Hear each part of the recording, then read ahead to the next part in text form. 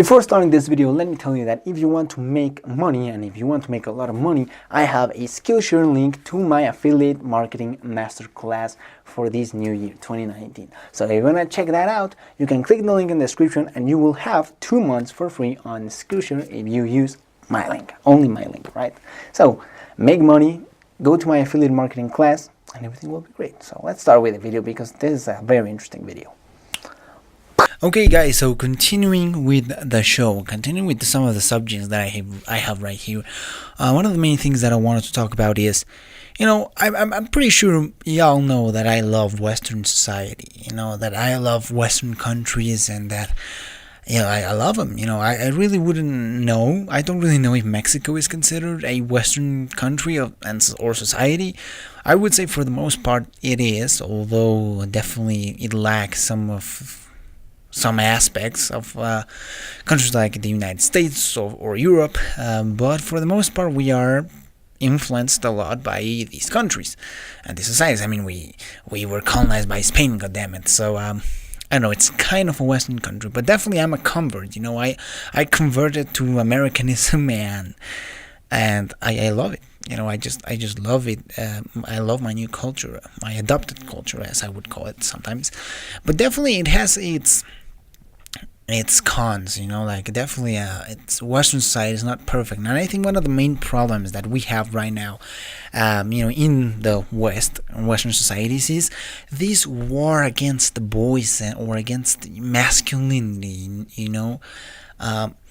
there is a war on masculinity, and the reason I know this is because, well, as many of you know, I'm in college, I'm studying, and pretty much in campus at university, there's this vibe against, toxic masculinity. But their definition of toxic masculinity is masculinity in general, and a lot of what these people, they tend to be liberal. I'm just saying, they tend to be liberal, and one of the main what they don't really understand is that it's human nature. Men are masculine, females are feminine. Now, it doesn't mean that's wrong. I think all men have a feminine side, and I think, it's great that we all have contact with this feminine side, and there are some men that are a lot more feminine than others, but again, we all have this feminine side, and I think, sure, let's all have contact with our feminine side, just as women have a masculine side. But where I get angry with this kind of topic is, nobody really criticizes femininity or female characteristics, female traits, right? Nobody criticizes that. Women can be as feminine as they want, a lot, very feminine or not so feminine, but they can do whatever they want, and there are a lot of things us men that don't understand about being feminine. Women or feminine men, they love to wear makeup, for example, right? Or they love dressing well and shopping. For example, look at me. All right, do you think I know how to dress correctly? No, I don't. Right? Men that dress up correctly or that dress up nice, elegant, they are in contact with that feminine side. I'm not in this case, but the point I want to make, it's completely okay and fine for women to be feminine, and I think it's great.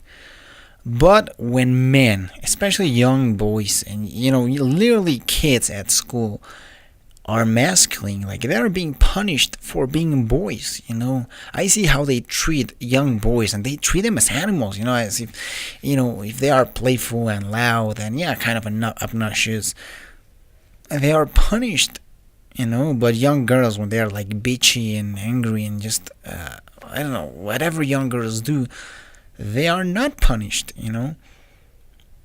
But again, men, boys, kids, boys are being punished for being boys, and I think this is where we are wrong, because I think as a society we've worked for so many years because, well, there's men and there's women, right?